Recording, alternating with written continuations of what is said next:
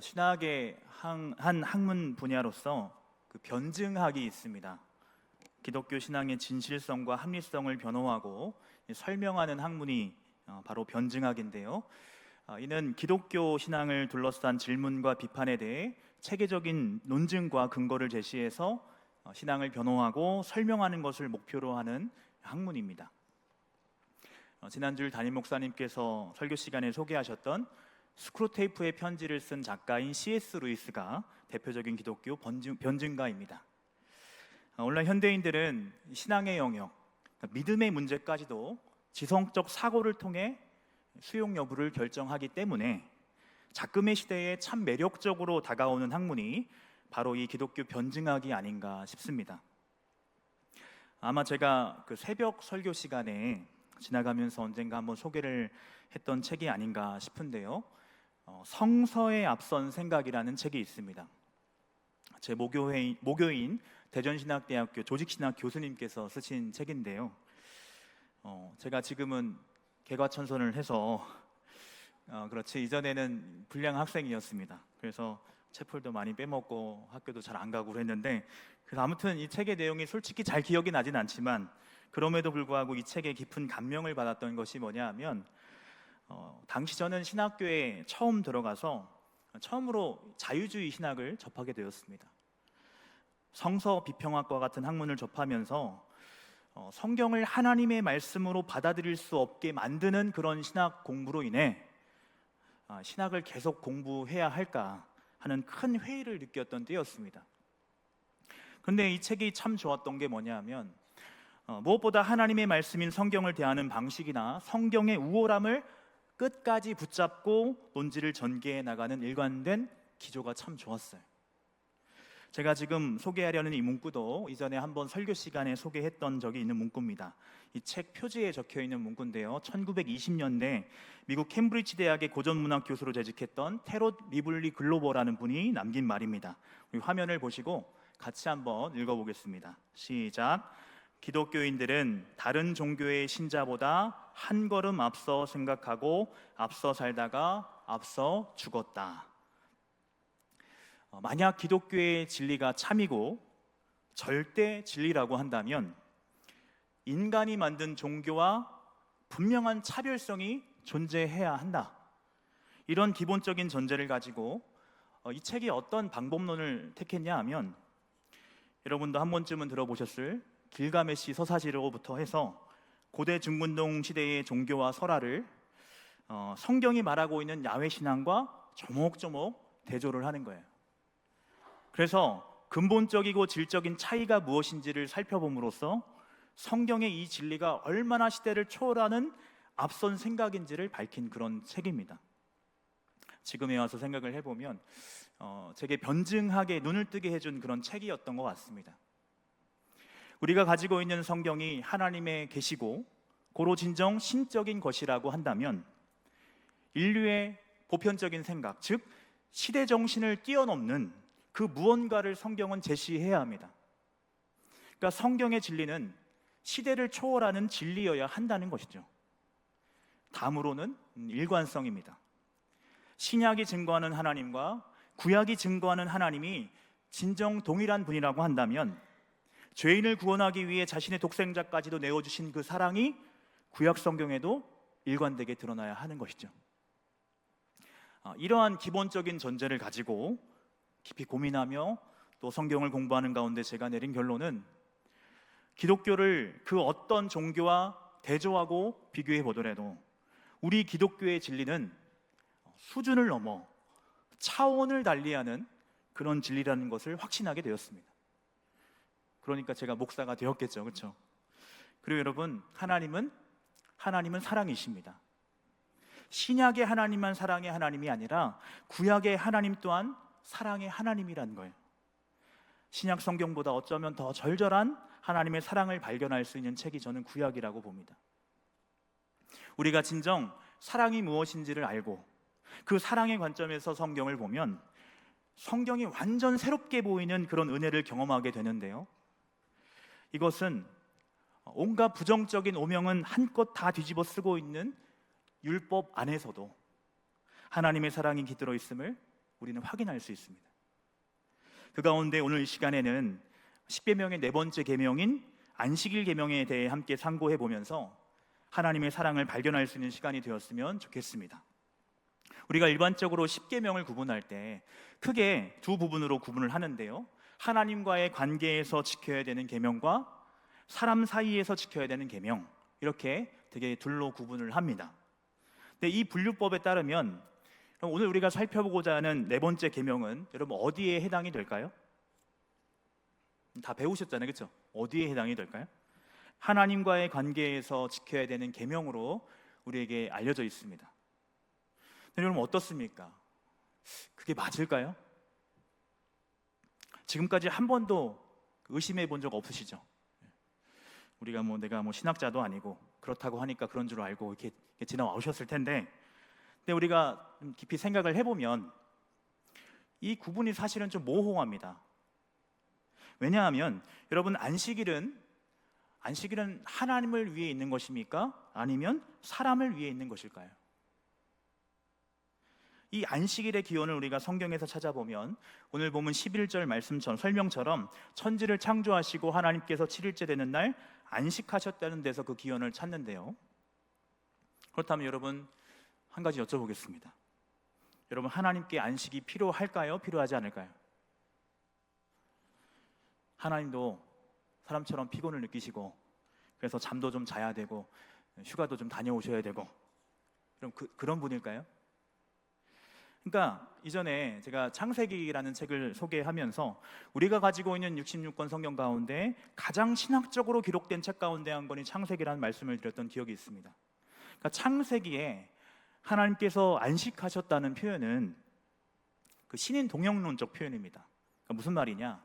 우리가 3차원의 세계 속에 살고 있는 우리들로서는 하나님께서 자신이 어떤 분이신지를 계시를 하셨어도 사실 하나님이 정확히 어떤 분인지 알기가 어렵습니다. 그래서 하나님께서 어떤 분이신지를 우리가 이해할 수 있는 방식으로 성경이 쓰였다는 거예요. 그래서 제 얘기는 여러분 하나님께 안식이 필요하다는 거예요? 필요하지 않다는 거예요? 잘 따라오고 계시죠? 하나님께 안식이 필요합니까? 필요하지 않습니까? 필요하지 않습니다. 하나님은 어떤 분이라고 해요? 졸지도 주무지도 않으시는 분이라고 하잖아요. 그래서 여러분 예수님께서 하신 말씀이 무엇입니까? 마가복음 2장 27절 말씀 함께 화면 보시고 읽어보겠습니다. 또 이르시되 안식일이 사람을 위하여 있는 것이요 사람이 안식일을 위하여 있는 것이 아니니. 아멘. 안식일은 누구를 위해 있는 것이라고 말씀합니까? 안식일이 사람을 위해 있는 것이라는 거예요. 그러므로 5계명부터가 아니라 4계명부터 10계명까지를 사람과의 관계에서 지켜야 되는 계명으로 그렇게 정리하고 구분을 하면 되겠습니까? 제가 앞서 이 4계명을 하나님을 위한 계명인지 아니면 사람을 위한 계명인지 구분하기가 모호하다고 말씀을 드린 이유가 뭐냐 하면 지금 읽었던 마가복음 2장 27절 바로 뒤에 이어지는 28절을 보면 예수님께서 이렇게 덧붙이셨어요. 28절 말씀 같이 읽어보겠습니다. 시작. 이러므로 인자는 안식일에도 주인이니라. 아멘. 여기서 예수님이 안식일의 주인이라는 말씀은 예수님이 안식일 규례와 더 나아가서 율법보다 더 중요하다는 거예요. 그래서 이 말은 안식일의 주인 되신 예수님을 예배해야 함을 뜻하는 말인 것입니다. 그래서 이 네 번째 계명을 어디에 갖다 붙여넣기가 어렵다는 거예요. 그리고 여러분 안식한다는 것은 무엇을 의미할까요? 그럼 참된 안식은 무엇입니까? 물고기가 물을 떠나서 살 수 없듯이 인간의 참된 쉼은 주님 안에 하나님과 함께할 때 비로소 참된 쉼과 안식을 누릴 수 있습니다. 그리고 우리가 하나님 안에 있는 그것이 사실 하나님께는 가장 큰 기쁨이기도 합니다. 그래서 이 안식일 규정은 하나님을 위한 것이기도 하지만 동시에 사람을 위한 것이기도 하다는 거예요. 그렇기 때문에 딱 그 중간인 3계명과 5계명 사이에 이 안식일 계명이 위치하게 된 것이 저는 결코 우연이 아니라고 생각을 합니다. 아무튼 제가 말씀드리고 싶은 것은 그동안 우리는 안식일 계명하면 이것을 되게 무거운 의무 정도로만 생각을 했지, 이것이 본래 하나님께서 자기 백성을 사랑하셔서 제정하신 사랑의 법이라는 측면에 대해서는 잘 고려하지 않고 넘어왔던 게 사실이잖아요. 사랑하는 여러분, 하나님께서 자기 백성들, 하나님의 사람들을 얼마나 아끼시고 위하시는지, 여러분, 우리 하나님은요, 쉼을 계명으로 주신 하나님이라는 거예요. 오늘 말씀 10절과 11절 말씀 화면 보시고 같이 읽어보겠습니다. 시작. 일곱째 날은 내 하나님 여호와의 안식일인즉 너나 내 아들이나 내 딸이나 내 남종이나 내 여종이나 내 가축이나 내 문 안에 머무는 객이라도 아무 일도 하지 말라. 이는 엿새 동안에 나 여호와가 하늘과 땅과 바다와 그 가운데 모든 것을 만들고 일곱째 날에 쉬었습니다. 그러므로 나 여호와가 안식일을 복되게 하여 그날을 거룩하게 하였느니라. 아멘. 오늘 본문인 출애굽기 20장은 10계명의 원형을 그대로 담고 있는 본문입니다. 근데 오늘 이 본문은 하나님께서 안식일을 주신 목적이 뭐라고 말씀하고 있습니까? 당시는 농경사회였습니다. 농경사회에서 제일 중요한 게 뭘까요? 노동력이죠. 그런데 당시는 과학이나 기술이 그리 발전했던 시기가 아니었기 때문에 노동력이라 하면 순전히 인력과 육축을 통해 얻을 수밖에 없었습니다. 그러니까 당시 사람들은 참 너무 고된 삶을 살았던 거죠. 무엇보다 이 출애굽기의 배경에서 볼 때 당시 애굽에서 히브리 노예들이 했던 일은 정말 고된 중노동이었습니다. 그런 배경에서 하나님께서 안식일을 제정하신 것입니다. 왜요? 좀 쉬라는 거예요. 너나 내 아들, 딸, 그리고 남종과 여종, 심지어 내 육축까지도 좀 쉴 수 있도록, 숨 좀 돌릴 수 있도록 해줘라. 사람에게 쉼이 필요하기 때문에 안식일을 제정하셨다고 성경은 말씀하고 있습니다. 안식일을 제정하신 목적이 자신의 백성들에게 쉼을 주시기 위함이라고 하는 이 생각이 얼마나 앞선 생각인가 하는 것은 당시 고대 중근동 사람들이 섬기던 신과 비교해 보면 됩니다. 고대 중근동의 신들은 하나같이 자신의 백성들을 착취하는 신이었고 부려먹는 신이었습니다. 조금이라도 더 부려먹으려고 안달이 났던 신들이었습니다. 그에 비해 우리 하나님은요, 쉼을 계명으로 주신 하나님이세요. 우리 하나님은 여러분 얼마나 섬세하신 분입니까? 너나 내 아들, 딸, 또 남종과 여종, 또 내 문 안에 머무는 객, 심지어 육축까지도 좀 쉬게 해줘라. 육축까지도 챙기시고 돌보시는 하나님이라는 거예요. 여러분, 이런 말씀을 들으면 막 가슴이 설레고 감격이 되지 않습니까? 저는 이런 부분을 읽을 때마다 그 감동이 돼갖고 내가 이러니까 하나님을 믿지, 내 목사가 되길 잘했지, 그런 생각하는데 여러분들은 보니까 별로 늘 느끼는 건 별로 감격이 안 되는 것 같아요. 사랑하는 여러분, 하나님께서 우리를 택하시고 부르신 목적은 결코 우리를 부려먹기 위해, 일시켜 먹으려고 우리를 부르신 게 아닙니다. 그리고 하나님이 우리에게서 무슨 영광을 좀 받아보겠다고 우리를 지으신 것도 사실 아니라는 거예요. 보통 하나님께서 사람 지으신 목적을 두고 말할 때 이에 대한 교리적인 대답이 무엇입니까? 하나님께 영광을 돌리기 위해 우리를 지으셨다고 말을 합니다. 그런데 이 말도 한번 잘 곰곰이 생각을 해봤으면 좋겠어요. 여러분, 한번 여쭤보겠습니다. 하나님께서 우리 사람을 지으시고 우리로 인해 하나님께서 과연 얼마나 많은 영광을 받으셨을까요? 타락과 반역의 역사가 인류의 역사 아닙니까? 영광은 고사하고 지질이 고생만 하시고 욕 안 들어 먹었으면 다행이죠, 그렇죠?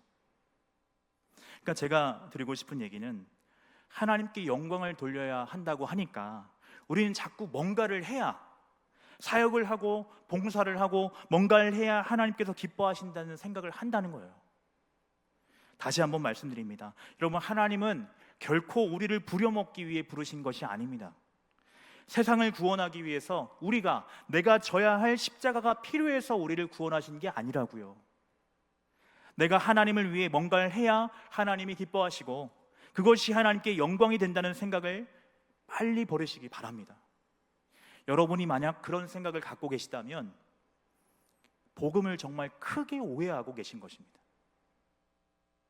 하나님은 일손이 부족해서 우리를 부르신 것이 결코 아닙니다. 하나님께서 여러분 원하신다면 돌들로도 그 일들을 할 수 있다는 거예요.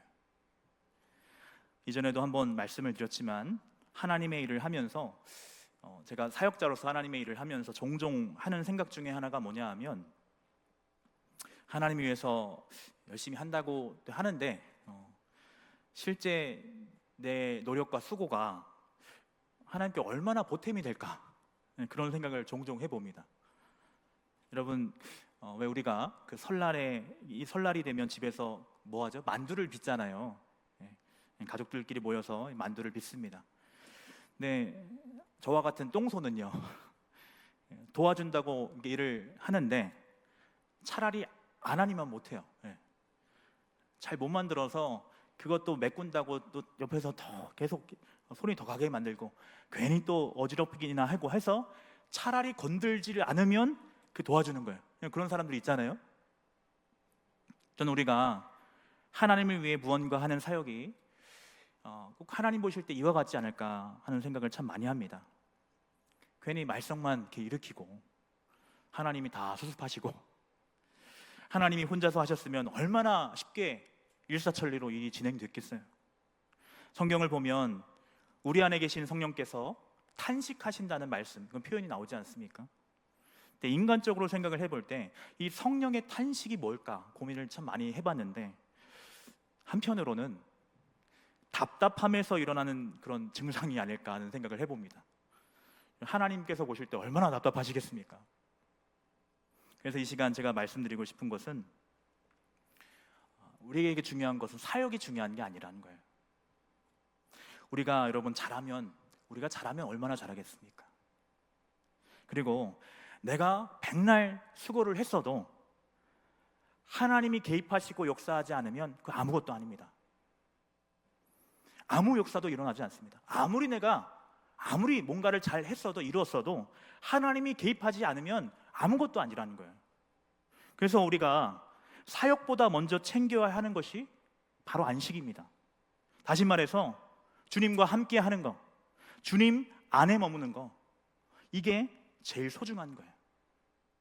하나님께서 사람을 지으신 목적이 하나님의 영광을 위해서라는 말은, 이것은 인간이 지향해야 할 목표라는 측면에서 이것은 우리의 관점입니다. 우리의 관점이 아니라 하나님의 관점에서 하나님이 사람을 지으신 목적이 무엇입니까? 하나님은 우리를 사랑의 대상으로 지으셨다는 거예요. 사랑하기 위해, 사랑받기 위해 우리는 존재한다는 것입니다. 그래서 하나님께서 우리에게 바라시는 것은 하나님을 위해서 사역하고 봉사하고 피땀 흘리고, 그래야 그것이 하나님께 영광이 되는 것이 아니라 그저 엔 크리스토, 주님 안에서 주님과 함께 하는 거예요. 나를 너무나 사랑하시는 그 주님 안에 머물며 그분과 사랑을 나누는 것입니다. 이것이 성경이 말하는 진정한 안식입니다. 그래서 사역보다 주님과 함께하는 이 안식이 먼저고, 그 후에 주님 안에서 누린 그 충만함을 가지고 사역의 현장으로 나아갈 때 우리의 사역에도 아름다운 열매가 맺혀진다는 거예요. 최근 교회에서는 새벽 예배 시간에 옥중서신을 함께 살펴봤는데요, 개인적으로 근본의 옥중서신을 묵상하면서 제 마음에 들어왔던 것은, 대체 감옥에 있는 사람이 뭐가 그리 기쁘고 신이 났는지 정말 감격에 겨워서 자신이 새롭게 깨닫게 된 은혜를 나누고 있는 이 바울의 모습을 보면서, 대체 바울이 감옥에서 깨달은 진리가 무엇이기에 그것이 그를 저렇게 주체할 수 없는 기쁨과 감사와 찬양 가운데 거하게 만들었던 것일까? 그 부분에 집중해서 묵상을 좀 해봤습니다. 빌레몬서는 개인에게 쓴 서신이기 때문에 차치하고, 에베소서, 빌립보서, 골로새서, 이 세 권의 옥중 서신의 중심 주제는요, 교회론과 기독론이라 할 수 있습니다. 그러니까 바울이 옥중에서 깨달은 진리라고 하는 것은 창세 전에 시작된 하나님의 예적으로 시작해서 그리스도를 통해 완성되는 구속의 역사, 즉 이 구원의 역사라고 하는 것이 사람의 지혜와 능력으로 되어지는 것이 아니라 하나님께서 주도적으로 이뤄가시는 하나님의 사역이라는 것, 그것을 분명하게 바울은 알게 되었던 것이고, 그러니 자신이 지금 감옥에 갇혀 있어도 조급하지 않을 수 있는 거예요. 왜냐하면 누가 하십니까?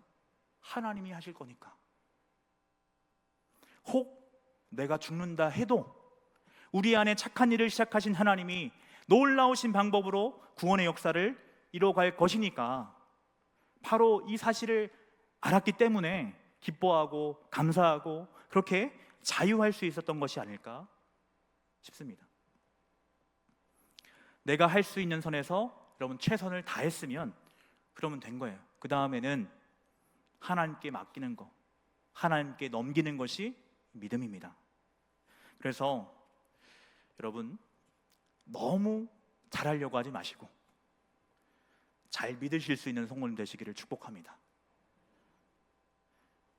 내가 하는 게 아닙니다. 하나님께서 하십니다. 이 생각이 너무 중요합니다. 내가 하는 게 아니라 하나님께서 하신다. 사역보다 더 소중한 것이 안식인 이유가 바로 여기 있는 거예요. 열매라는 것도 결국에는 주님 안에 있을 때, 가지가 그 나무에 잘만 붙어 있으면 자연스럽게 때를 따라 열매를 맺게 되는 것처럼 주님과의 관계로부터 열매라는 것은 주어지는 것이기 때문입니다.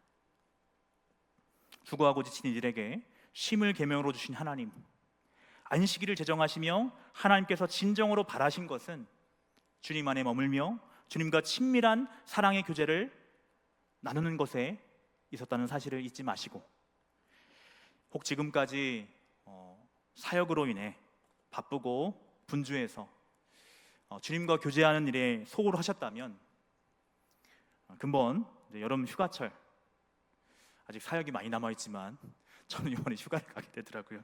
그래서 아무튼 여름 휴가철 하나님께서 주시는 쉼, 또 주님과 함께 하시는 것을 누리시면서 주님과 더 깊은 시간을 보내고 정말 은혜 충만하게 충전해서 돌아오실 수 있는 성도님들 다 되시기를 축복합니다.